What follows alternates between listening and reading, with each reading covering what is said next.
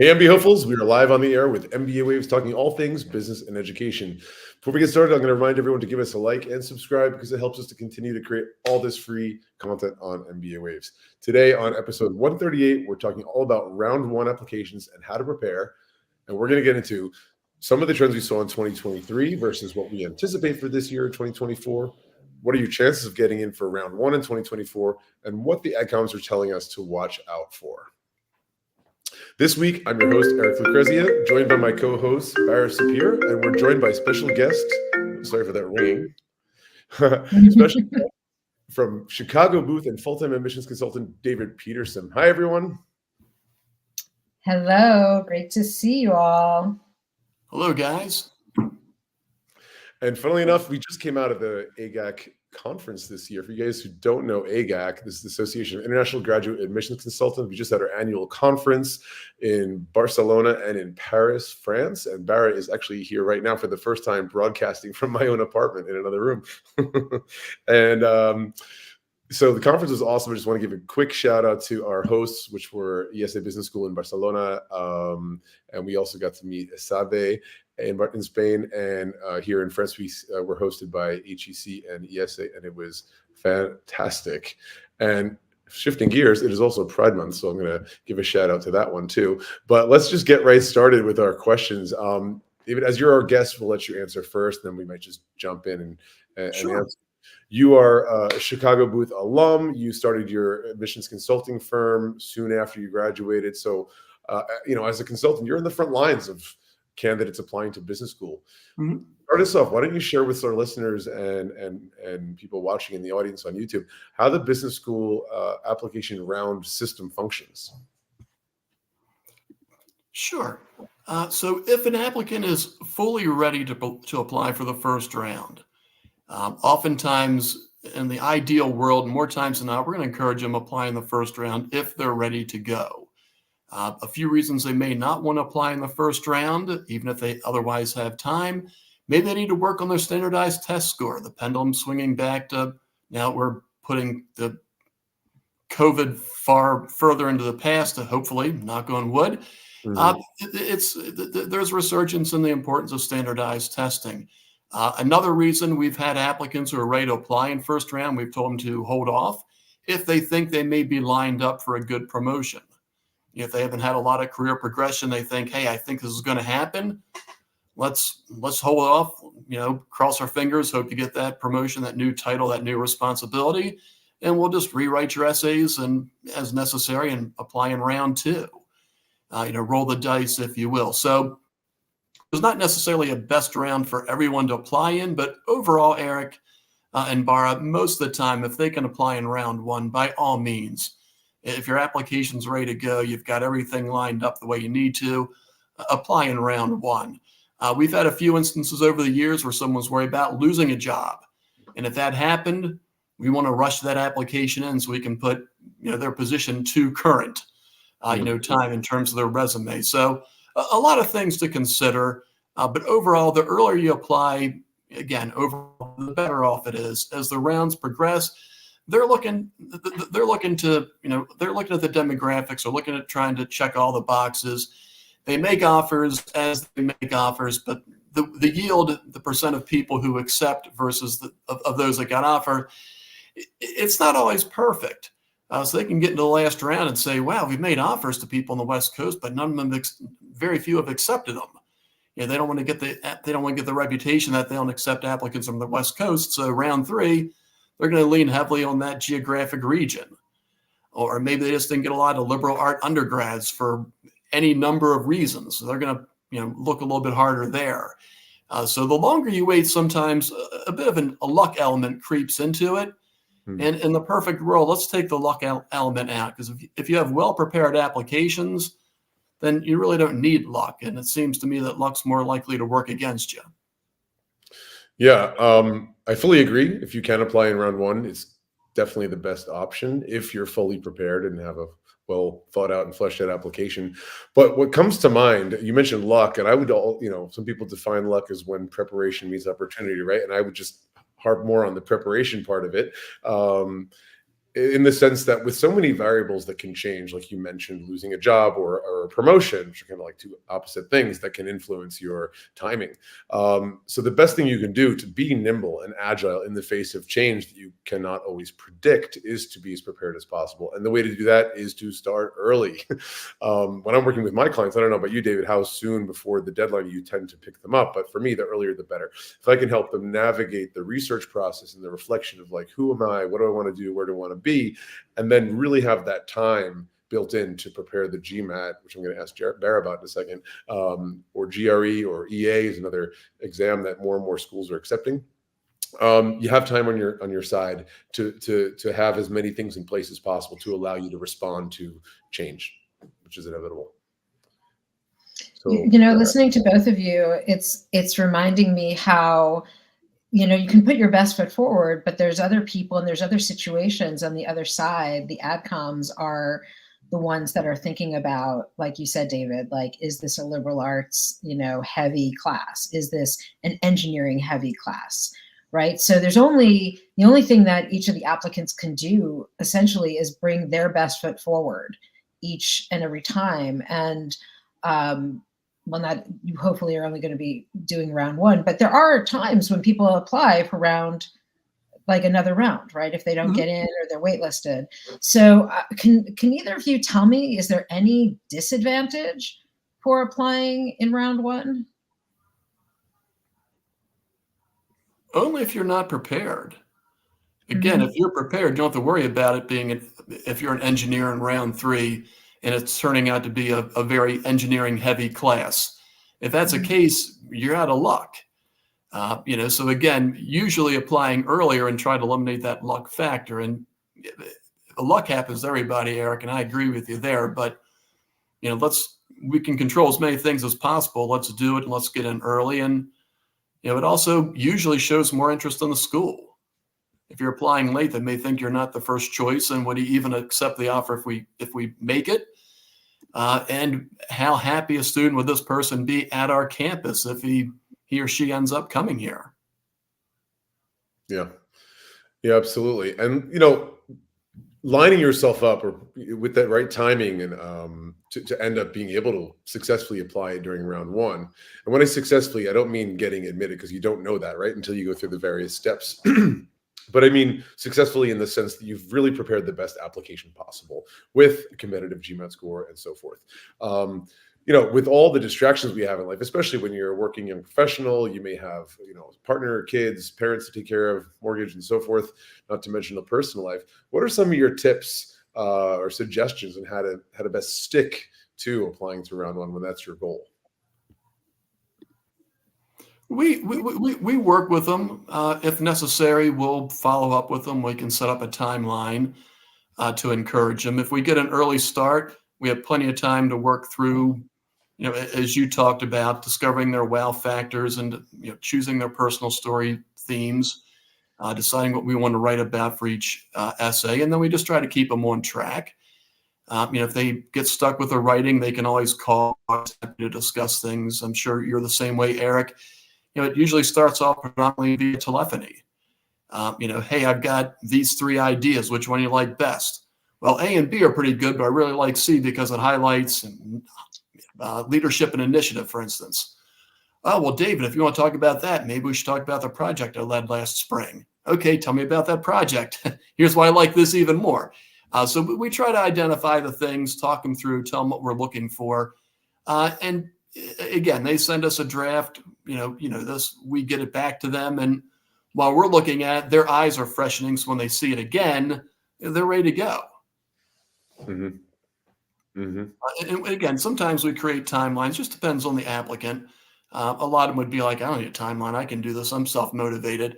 But everybody's different. We don't judge anybody. And if somebody wants a timeline about, we have to be on the 3rd draft of this essay by this point or whatever it is, we can certainly do that. And we have done that. I mean, I don't see somebody using a timeline as lack of self-motivation. I think it's just about structure, whether it's they themselves who create their timeline or it's you guys who give it. Because of all the experience you and I have working with applicants each year, we kind of have a good idea of how long things might take, and factoring in some of the the variables and surprises that may come up that they might not have thought of. So a timeline or a roadmap or a deadline list is a checklist, I think, is really essential in terms of, like, I think it's probably the best way you can stay just on track for applying for round one or any round that you're targeting. All right. If there's anything else besides anything else that you might want to mention, I wanted to think about last year. What did we learn from last year? What did you see, hear, or learn from schools or from former clients or people that you might have talked to in 2003 that are good lessons that would impact folks this year? The schools have not even come close to hitting saturation point for artificial intelligence. If you can potentially use AI in your application, it may be your strongest suit. They're not even close there. Again, I have nothing against crypto or some of the other things that have kind of come up, but AI is a big one. All the schools are looking to bring in students that have experience in that particular sector. Mm-hmm. Yeah, for me, that's probably the biggest change as well, connected to AI. I remember Feb 2023, that's when ChatGPT went viral, right? Everyone was like, wow, what's this thing? And like experimenting with it. Same with DALL-E 2, both are products of OpenAI. Okay, great. And so, some schools, I don't mean business schools necessarily, high schools, colleges around the world took a really hard stance against it, like banning it, right? And I think, at least what I thought was, there was a conspicuous silence among the top business schools, not taking a position so quickly, wanting to see how things would play out, maybe not wanting to end up on the wrong side of history or having a fear-based response. And what I was seeing starting in the summer last year was, one by one, these top business schools that people are targeting, particularly in the States and in Europe, were starting to take this more open approach, acknowledging the tool is there. It's very hard to regulate it, even encouraging their applicants to use AI. But here's the thing: it can never be a copy-paste job, right? I remember one of the directors of admissions for the American schools, she had said for her, AI was authentic individuality, right? And so what she meant was using as a tool, to perhaps as an accelerator, an idea generator, things to make the job go faster, but it still has to come from you. After all, it is your story. And if you ask ChatGPT, for example, to write me the perfect X business school admissions essay, it's going to be impersonal, boring, and it's not going to work for you. Right. And I'm sorry, Eric, just to clarify, I meant people that have AI backgrounds. Mm-hmm. Okay. I wasn't talking about using the tool, because I think we all see the clickbait news articles and they're easily identified as AI. So fully agree with, the best creativity still comes from the human brain, but I just meant in that field. A few years ago, if you had any type of crypto themes you could use in your application, you worked, maybe part of your was crypto, but it wasn't all of your job. It might have been worthwhile to really play that up, because at the time schools were really looking to grow crypto. Mm-hmm. Now, if you have anything to do with AI in terms of your work and your career, if your job has been 1/3 AI and 2/3 marketing, we're probably going to highlight the AI aspect of your job as opposed to the marketing aspect of your job, I suppose. I think that's what I meant to say.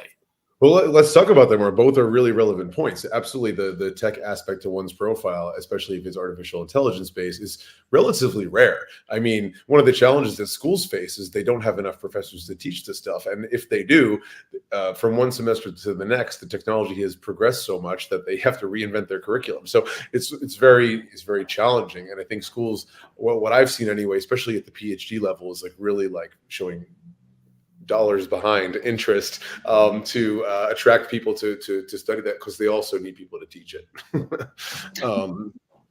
We visited some schools last year for AGAC that it was really interesting. They actually included this as part of their curriculum and the AGAC conference, mm-hmm. right? They actually had classes that were integrated with AI. And we interviewed one of the business schools in Asia that talked about having a crypto course that they were teaching. Do you remember that? Yeah. Yeah, it was super interesting.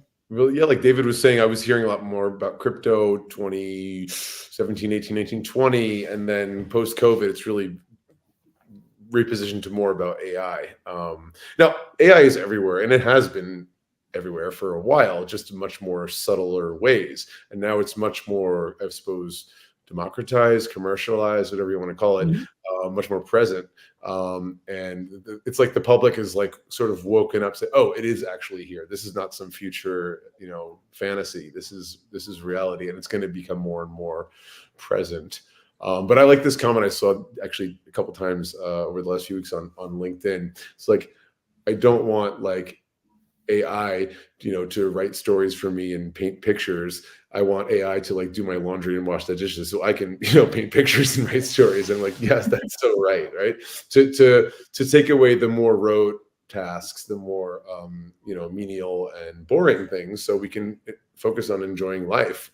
Or in terms of business, is probably more about being more productive, which actually this post, when I saw it again today, made me think, it's like, email was invented to make communication faster and more efficient, right? Yes. And yet now we're just more plugged in. We're expected to respond to like 150 emails a day. Some people probably much more. I refuse personally. But I'm wondering, like, okay, looking into the future, once the AI tools that have not been invented yet are there and they're making something else more efficient, how many extra tasks additional are we going to be expected to manage, because we have all the tools to do so more quickly, and yet we're still stuck with the same human brain and human limitations? I suspect it's going to become easier, right? Like just now, remember like Grammarly and these other kinds of, voice activated writing. Like you had to kind of set it up, and now everything is kind of automated and it's, autocorrect. I wonder if AI is going to become a much more smooth and efficient way of moving through things, because it's going to, it will predict to a certain extent as it learns how we move through things. So that'll certainly be interesting. And even in the output of students, once they're in business school, what is that going to look like? 100%. And I fully agree with you guys there. I think the schools see that as well. They want to be teaching the courses. They want the students that have the experience that they can start having alum that are getting placed in this industry and really help out. So again, we saw crypto quickly go up and then kind of come down a little bit. AI has not even begun to touch its potential. Correct. In terms of business school admissions. So if you work in that area, it's most likely what you want to highlight in your application. And if you're not working in that area, last year and now it's going to cool off. It's not cooling off anytime soon. So sorry to cut you there, David. Excuse me. What I was going to say in response to what you're saying, if you're not yet working in that area, look for opportunities to acquire such experience that will help you get into business school afterwards.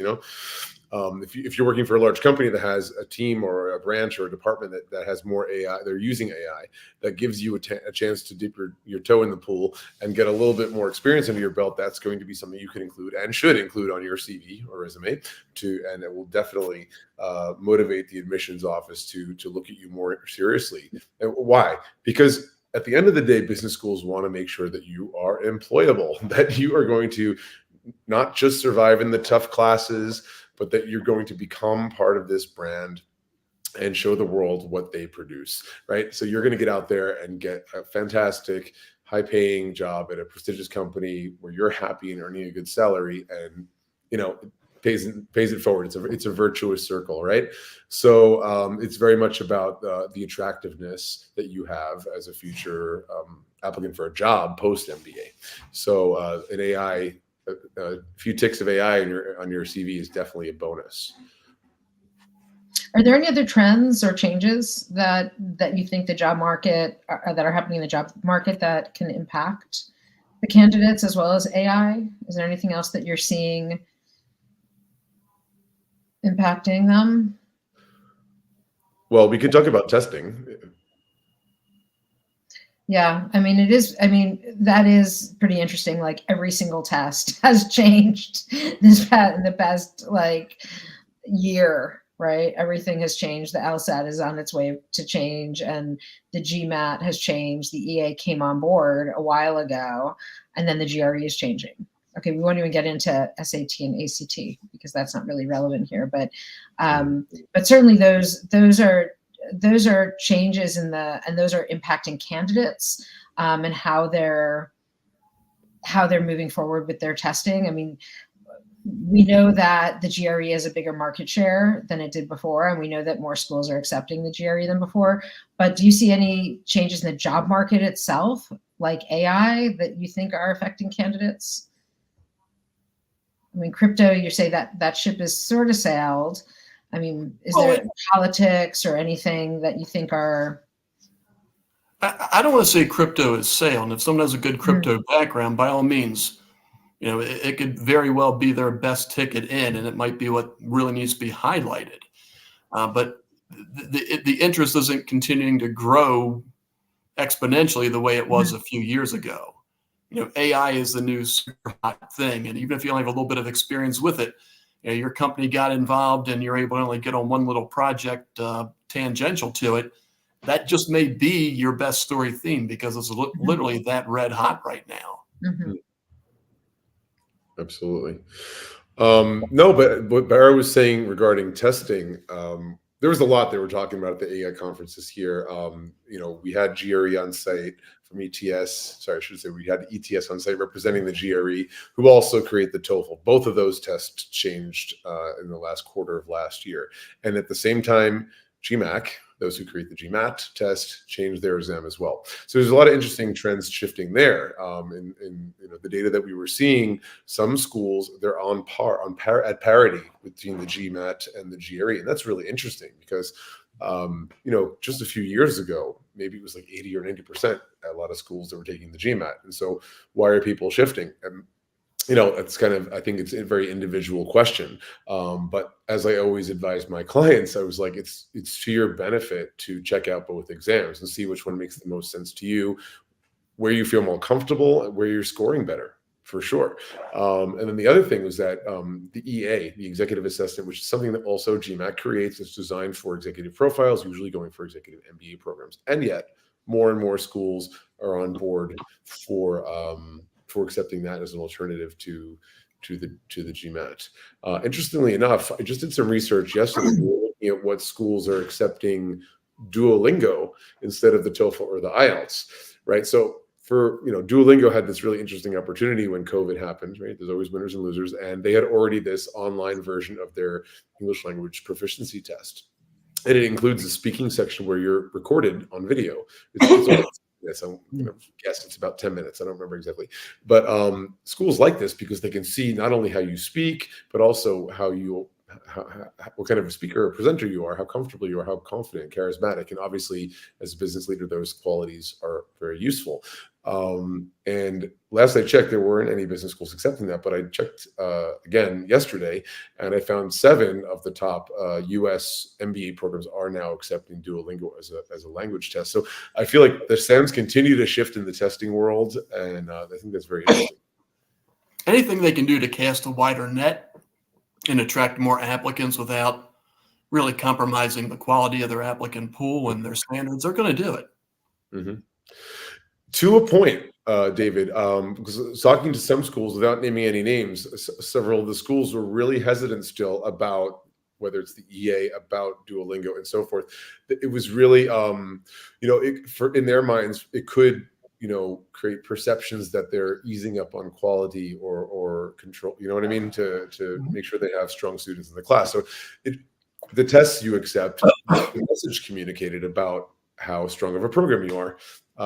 So it's a give and take. It's a little bit of push and pull or back and forth, however you want to describe it, of being flexible to cast the net wider, as you said, and yet maintaining that reputation of prestige and quality that is super important with an MBA. Are we missing anything else in terms of there's the rankings conversation? That's something that's always one last point about standardized testing. One of our other colleagues in AGAC who focuses mainly on undergrad and Ivy League schools, she's pointed out that many of the undergraduate programs who went test optional or waiver or remove the test as a requirement for the undergraduate or university admissions, I think 7 of the 8 Ivy League schools have reinstated it because they've seen the data that there is a correlation between people who don't take or who score poorly that struggle in the courses, and there's some logic to that, right? So standardized testing has been criticized for decades, and COVID was an accelerator, and it went away, and it seems to be back, which is It was great a news. really quick. It was a really quick departure, and I when that was happening, I was pretty. I was like just waiting for it to come back. Like there was no way that it was going to be gone for good. It's like the only thing on a person's application where they could be compared to other students. And I didn't know how they thought they would get away with having not that one data point.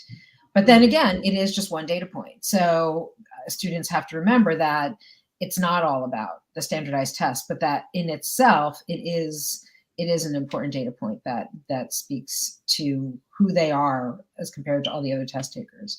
So it is important to spend time working on it. But I do think that certainly does impact applicants. Applicants will be like, oh, this school is, they have 50% GRE, so I'm going to take the GRE because they think it's easier. And then other students are like, well, I'm taking the GMAT because, so people have different reasons for taking the tests. And we always say, well, which do you feel better taking? Which are you doing better on?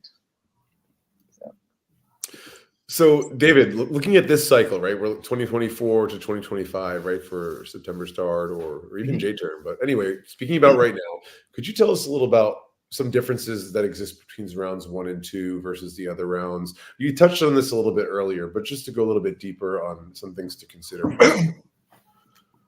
Again, if you're ready and everything's lined up, most of the time it makes sense to apply in round 1. Luck can work with you, can also work against you.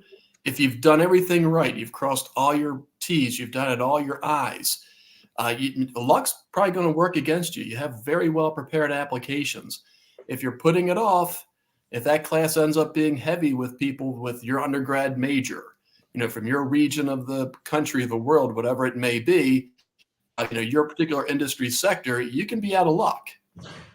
And we've seen year after year, round 3 applicants sometimes have to be stronger than round 1, depending on the particular bucket they're in.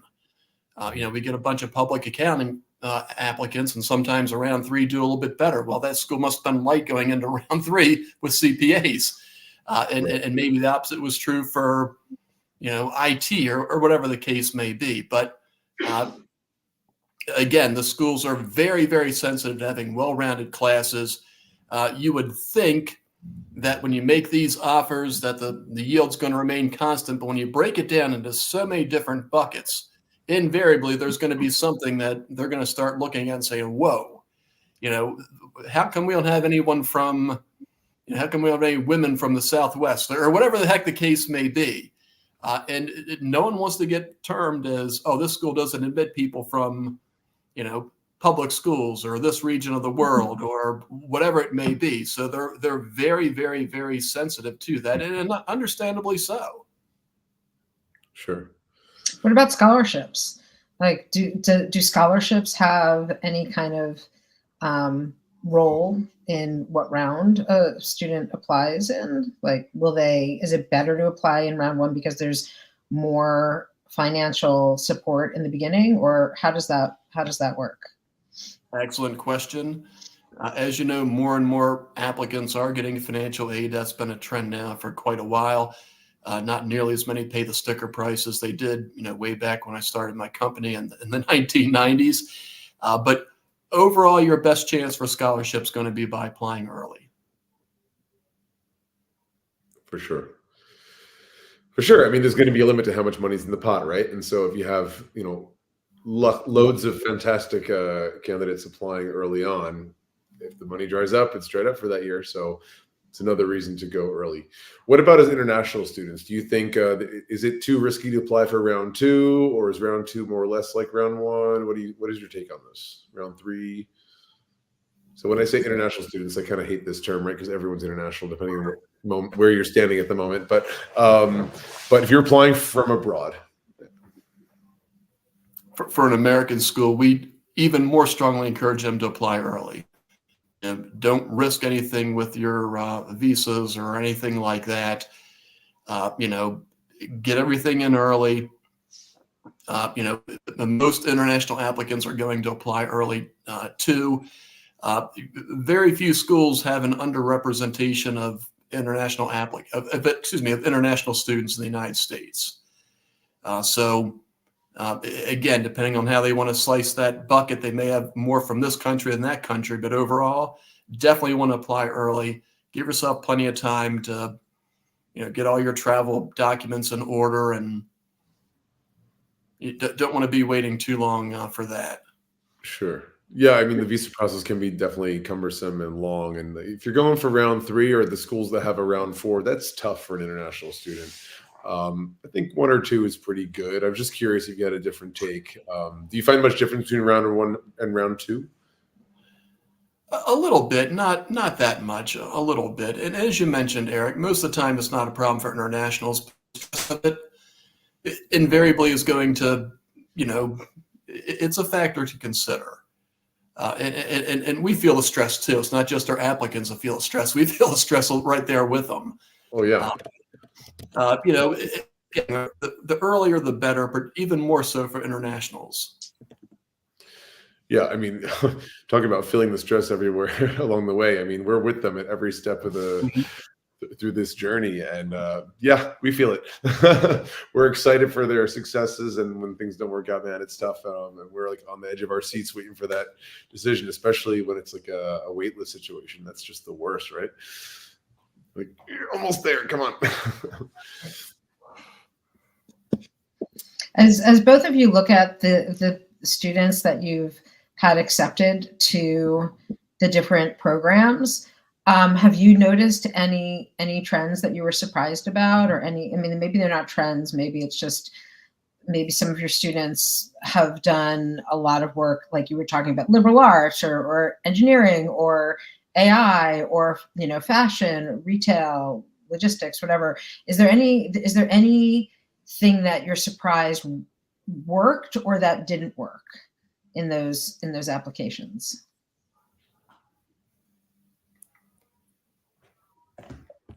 I'll go first. I don't think anything really surprised us.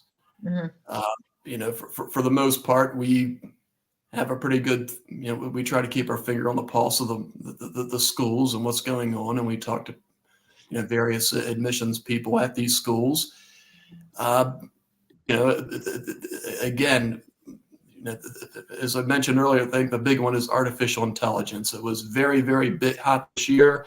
It is not cooling off.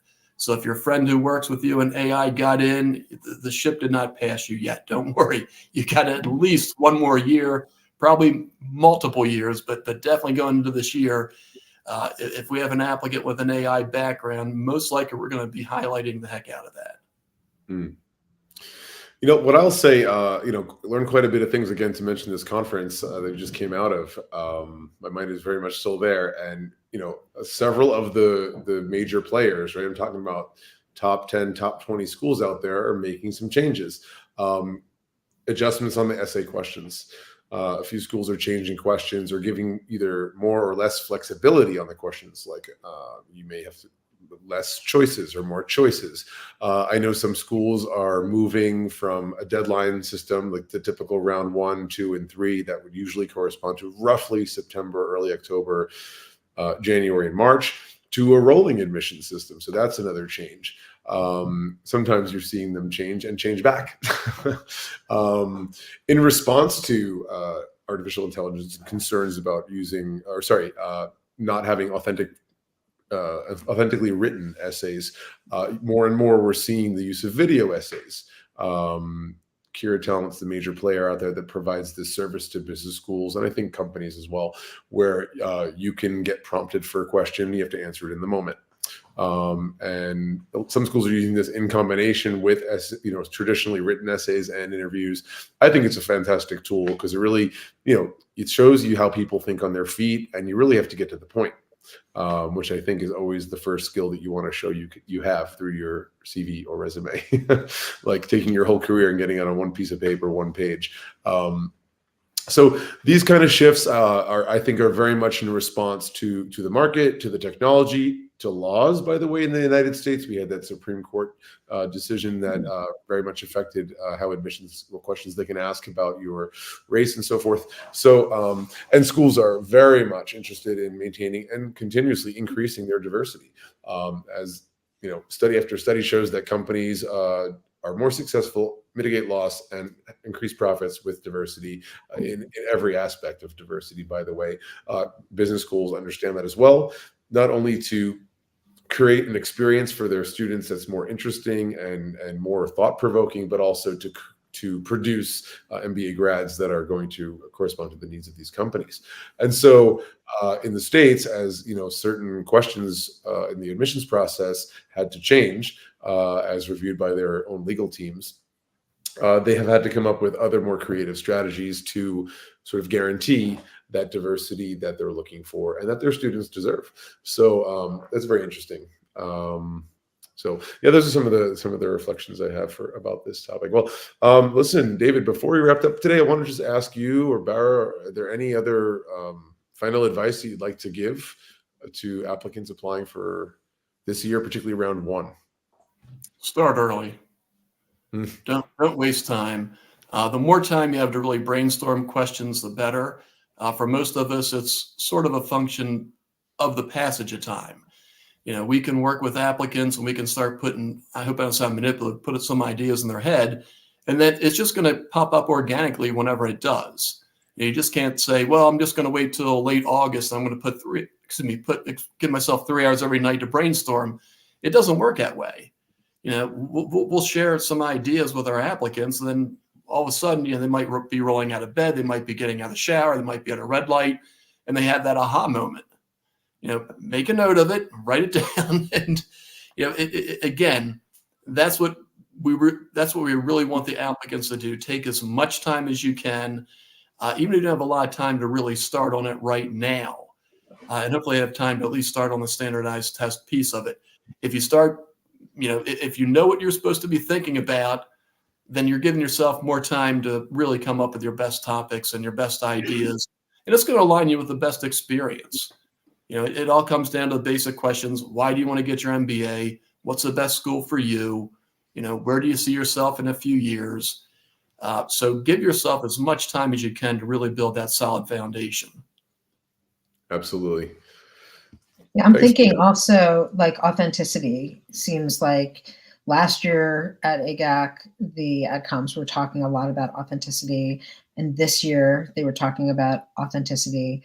So I think it also comes back, how do you create a really, you know, an authentic version of yourself in the essays, like not trying to produce something that they want to hear, but presenting who you can be to the schools and what you're going to contribute to the class as a whole. So that authentic, introspective voice seemed to be what I heard. And it takes time to develop that. Mm-hmm. Absolutely.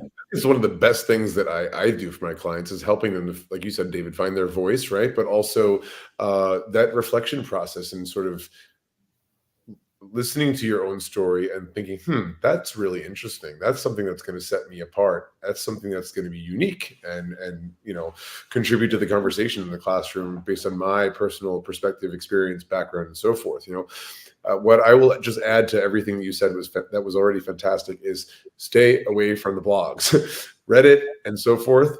They are just riddled with polluted ideas that you know, if you want to know what a school is looking for, talk to the school.